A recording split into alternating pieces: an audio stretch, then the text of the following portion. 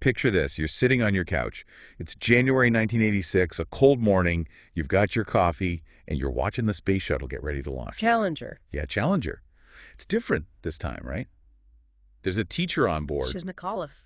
Yeah, Chris McAuliffe, about to be the first civilian up in space. Ah. Everyone's excited, and then boom, 73 seconds later, Disaster. explosion gone. It's the Challenger disaster, and that's what we're diving into today, the human stories behind this event. And we're using the Netflix documentary Challenger: The Final Flight as our guide. And what this documentary does so well is that it really digs into the people at the heart of it. You know, the astronauts, their families, even the engineers who worked on the shuttle. So let's start with the astronauts. The 7 brave souls who climbed aboard that day. Francis Scobie, he was the commander. Michael Smith, the pilot. Judith Resnick, Ellison, Onizuka, Ronald McNair, all mission specialists. Then we got Gregory Jarvis, the payload specialist, and of course, Kristen McAuliffe, the teacher who's going to inspire a whole generation. It's amazing when you look at this crew, just how diverse it is. Absolutely. Like a little snapshot of America's dreams, you could say. Exactly. You had Resnick, the second American woman in space, Onizuka, the first Asian American, and McNair, the second African American astronaut. They really showed that space. You know, it wasn't just for a select few, it was for everybody. And the documentary does a great job of showing their bond, the camaraderie. Yeah, you really feel it. There's these photos in the film that just get to me. Yeah. They're at this beach house, the astronauts and their families getting together before the launch, all smiles, Yeah. Pure joy. Yeah. And knowing what happened later is just, Haunting almost. it is. It really makes you think about them as people, not just, astronauts, but husbands, wives, parents, children. Yeah. They had lives and dreams. It really puts it in perspective. And there's this one moment that always sticks with me. June Scobie Rogers, Francis Scobie's wife, she Wow. found a Valentine's Day card from him after the disaster. He'd already written it. He was so sure they were coming home. He was planning for the future. Wow. It's those little details that really hit home. And then you have Kristen McAuliffe's sister, Lisa Bristol. She shares her journal from 1986 with the filmmakers. And you could just feel the excitement building up as she writes about everything leading up to the launch. Krista teaching from space. It's all so hopeful. And then the tone changes. It's raw grief disbelief. It's like the world shifted. It's a firsthand account of that moment when everything changed. Yeah. Those are so powerful because they show us the immediate cost, the human cost of what happened. And then there's another side to this story. The engineers. The people behind the scenes. Yeah, the ones making sure the shuttle was safe to fly. And that's where things get really interesting. We meet Bob Ebling and Brian Russell, 2 engineers at Morton Thiokol. They built the solid rocket boosters for the Challenger. Right, and the documentary does a fantastic job of showing the pressure they were under and how their expertise, factored into what happened. So Ebling, he'd been seeing problems with the O-rings, right? Yes, those are the rubber seals in the boosters that keep the hot gases contained during launch. So he had a feeling something was off. He'd seen issues on previous launches, and as the Challenger launch got closer, he was getting more and more uneasy, especially with how cold it was that January morning. Now, hold on. For those of us who aren't rocket scientists, Yeah. why was the cold weather such a big deal? Well, rubber, they get stiff in the cold, less flexible. So the engineers, and Russell was one of them, they were worried that the O-rings wouldn't seal properly in those freezing temperatures. They could fail. So you've got this incredibly tense situation building up. On the one hand, you've got the excitement of the launch, Kristen McAuliffe, this national spotlight, the pressure to get the space program moving. And on the other hand, you've got these engineers who are saying, hey, wait a minute, something's not right. Right. It all came down to this one phone call before the launch, engineers at Morton Thiokol talking with NASA officials. And the engineers, including Russell, they voiced their concerns. They said, look, it's too cold, we need to delay. But the pressure to launch must have been immense, It was. And in the end, well, they went ahead with it. despite what the engineers were saying. Yeah, and what's really striking is that Brian Russell, a pretty junior engineer at the time, ended up being the one to fax the launch approval. He didn't have a choice. Imagine the weight of that responsibility, knowing the risks, and yet being stuck in the middle of this massive decision. I can't even begin to imagine that. Yeah. It really makes you think about the pressure these engineers were under and how complex these decisions are. Engineering expertise versus, external forces and the consequences. Wow. It's a lot to unpack, for sure. It is. It really is. That's hard to even imagine what Russell went through after all that.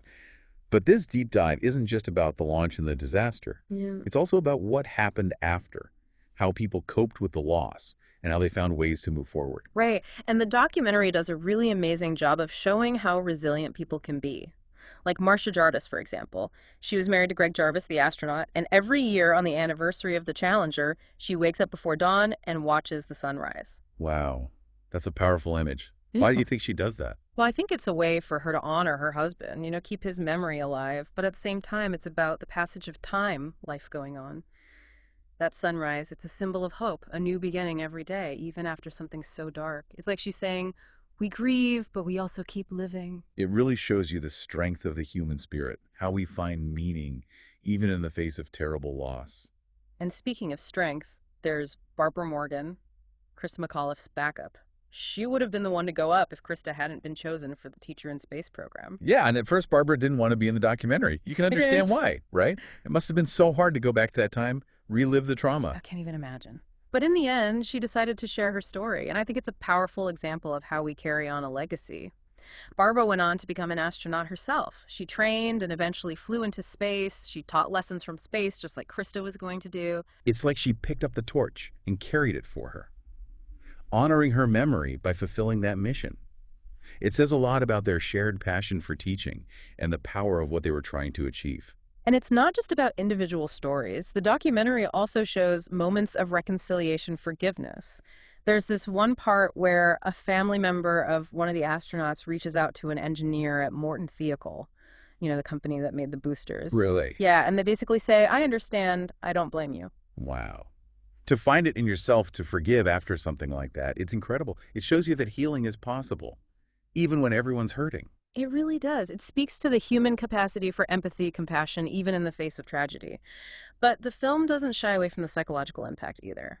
The toll it took on everyone involved, like Stephen Lahart, the director, he talks about having these recurring nightmares where his car explodes into flames. Oh, gosh. It's a pretty visceral way of showing how deeply the Challenger story affected him, even though he wasn't there.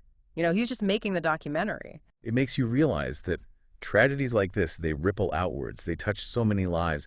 And it makes you wonder, how do people who work in the space program, how do they keep going after something like that? How do they deal with the risks, the constant possibility of something going wrong? It's a good question. And the film explores this a bit through the story of Ari Aldrich. He was a NASA executive, and he kept this photo in his office. It was of Challenger's last successful landing. Why that photo? I think it was a reminder for him the importance of safety. Bringing those astronauts home safe. That was his responsibility. And it shows you the commitment of these people in the space program, their dedication to learning from mistakes and making sure something like Challenger never happens again. They grieve, but they also push forward. They keep exploring. It's a delicate balance, isn't it? Acknowledging the risks, but still striving for something greater. And it makes you think, how did the Challenger disaster change the way we look at space travel as a country, as individuals? Did it make us more cautious, more aware of the human cost? Or did it strengthen our resolve to explore, to honor the memory of those we lost? Oh. It's amazing how one event like Challenger can still have so much power. It teaches us about ourselves, about how we see exploration and risk. It goes way beyond just the technical stuff. It's something deeper. Yeah, it's those human stories that make it stick with you. The documentary doesn't just throw facts at you. It gives you real people. You hear them laughing before the launch. You hear the pain in their families' voices. You hear the engineers wrestling with those tough decisions. It's powerful. And, Challenger wasn't just this thing that happened and then that was it. It sparked a whole national conversation about NASA, about their priorities. It made them really look at safety and accountability. Exactly. It forced everyone to take a hard look in the mirror, to realize that even with all the planning and the technology, things can still go wrong. People make mistakes. So in a way, Challenger's tragedy kind of lit the way forward. It forced change growth. And that really hits home for me. I remember watching that launch on TV. I was just a kid, but it changed how I saw the world. It made me realize that even the biggest dreams have risks. Progress isn't always easy or safe. That's a profound way to put it. And I think Challenger is still relevant today because it reminds us to be aware of those risks, to talk openly and honestly about what might happen when we make choices, whether it's launching a space shuttle or just decisions in our own lives. So what does all this mean for you listening to us today? What will you take away from this deep dive? Maybe it's a new appreciation for the families behind these big achievements, the people who support those who reach for the stars. Or maybe it's a reminder to speak up when you see something wrong, even if you're not the one in charge. The Challenger engineers, they were under so much pressure to just go along. But their voices, they were essential in exposing those flaws that led to the disaster. It could even be a simple reflection on that balance between ambition and risk. the dangers and the rewards that come with pushing those boundaries of what's possible. Whatever your takeaway, we hope you'll check out Challenger: The Final Flight and dive deeper into these stories. Each person, each account adds another piece to the puzzle. It's a powerful and moving experience. It really is. It's a story that goes beyond time. It reminds us that life is fragile, that the human spirit is strong, and that we're drawn to explore, to push the limits. And even though Challenger was a terrible loss, it also shows us that we can learn, adapt, and keep striving for greatness. As we wrap up this deep dive, we'll leave you with this. What dreams are you chasing? What challenges are you facing? And how will you handle those challenges? Remembering what we've learned from those who came before.